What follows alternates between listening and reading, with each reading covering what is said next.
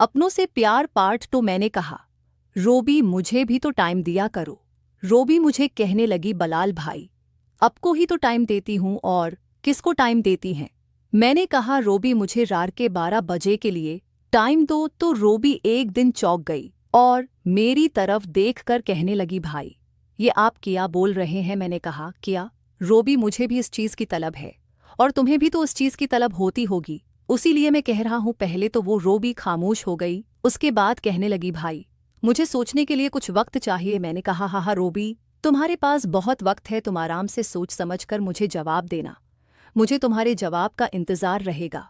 और फिर मैं अपने घर से बाहर आ गया और अपने दोस्तों के साथ करकट खेलने चला गया। करकट तो मैं बहुत अच्छी खेलता था, अब मैं मैच भी खेल रहा था और मेरे दिमाग में रोबी चल रही थी। अब मैं ये सोच रहा था कि यार पता नहीं रोबी का जवाब क्या होगा। बुला आखिर मैच खेलने के बाद हम लोग होटल पे आ गए, खाना खाया और खाना खाने के बाद मैंने सब दोस्तों को कहा कि यार मैं अपने घर जा रहा हूँ, आज हमने 3,000 रुपये जीते थे और मैंने बहुत अच्छी करकट खेली थी, मैंने बड़े बड़े लंबे छक्के मारे थे। और फिर खाना वगैरह खा के बाद में मैं अपने घर आ गया। मैं जैसे ही घर आया तो मैंने देखा कि रोबी बिल्कुल तैयार होकर घूम रहे थे और मुझे देखकर मुस्कुरा रही थी। अब मैं समझ गया था कि रोबी मेरा ख्याल है कि मान गई है। और फिर उम्मी ने कहा कि बलाल दस्तरखान पर आ जाओ, मैं खाना लगा रही हूँ। मैंने कहा, उम्मी मैं आज बाहर दोस्तों के साथ खाना खाकर आया हूँ, आज हम लोगों ने मैच जीता था तो दोस्तों ने मुझे होटल पर खाना खुला दिया। उम्मी गुस्सा करने लगी, कहने लगी, बलाल तुम बाहर का खाना मत खाया करो, पहले भी तुम काफ़ी दफ़ा बीमार हो गए थे, अब फिर तुमने बाहर के खाना खाना शुरू कर दिए हैं। मैंने कहा, उम्मी परेशान ना हो, मैं कभी कभारी बाहर खाता हूँ, लेकिन उम्मी ने मुझे डांट दिया। मैंने कहा, ठीक है ठीक है उम्मी, अब अगली दफ़ा मैं बाहर खाना ना नहीं खाऊंगा। फिर उम्मी और अबू भी दस्तरखान पर बैठकर खाना खाने लगे। जब खाना खा लिया तो रोबी ने चाय बनाई, चाय का लेकर मेरे रूम में आई और मुझे चाय दी और कहने लगी, बलाल भाई आज रात को मैं 1 बजे आपके कमरे में आऊँगे। मैंने कहा, ठीक है रोबी, मैं तुम्हारा इंतज़ार करूँगा। और मैंने कहा, रोबी मुझे अच्छा लगा तुम्हारा ये फैसला। उसने कहा, हाँ भाई मैंने भी ये समझकर फैसला किया है क्योंकि मुझे भी इस चीज़ की ज़रूरत होती है और आपको भी। बस आप एक बात का ख्याल रखिएगा कि ये बात उम्मी को पता न चले। मैंने कहा, रोबी तुम बैठे कर हो जाओ, उम्मी को बिल्कुल भी पता नहीं चलेगा।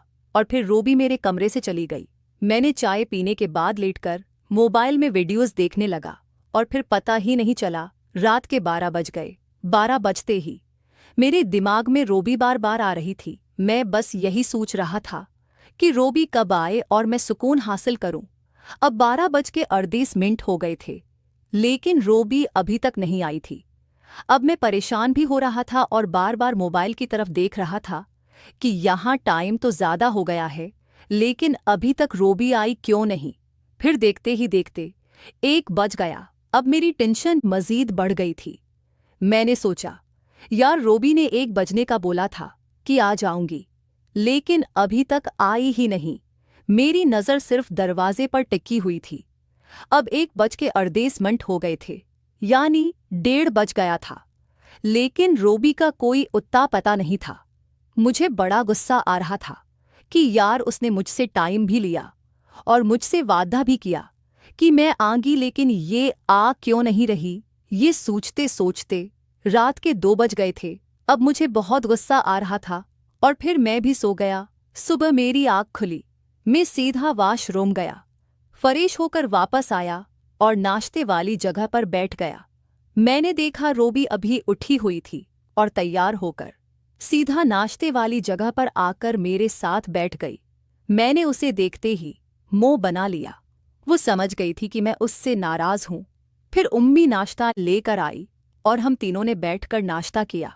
उसके बाद फिर मैं अपने रूम में आ गया। थोड़ी देर बाद रोबी भी मेरे कमरे में आ गई और मुझे कहने लगी, बलाल भाई सॉरी, मुझे माफ़ कर दें। वो रात को उम्मी के सिर में बहुत शदीद दर्द था, इसलिए मैं उम्मी के रूम में थी और उनका सिर दबा रही थी। मैं जैसे यटने लगी थी तो उम्मी फ़ौरन कहती थी, रोबी मेरे सिर में दर्द है और दबाओ। मैंने उम्मी को टेबलेट भी खिलाई, लेकिन उम्मी का सिर दर्द ही नहीं जा रहा था। लेकिन बिलाल भाई, यकीन करें, मुझे बहुत दुख है, मैं आपको सुकून नहीं दे सकी, लेकिन मैं वादा करती हूँ कि आज रात कुछ भी हो जाए, मैं आपके रूम में ज़रूर आऊंगी। अब मैंने थोड़ा बहुत गुस्सा किया और मुंह बनाया ताकि उसे कुछ एहसास हो। मैंने कहा, रोबी, मैं भी पूरी रात तुम्हारा इंतज़ार करता रहा, सुबह तक कि शायद अभी आ जाए, लेकिन तुम नहीं आई। रोबी कहने लगी, बिलाल भाई, आज के लिए